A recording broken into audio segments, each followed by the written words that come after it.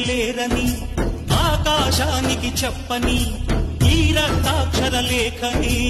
ఇప్పుడే పంపని అన్నం పుణ్యం ఎరగని మా సీమకిరా రమ్మని ఆహ్వానం అందించని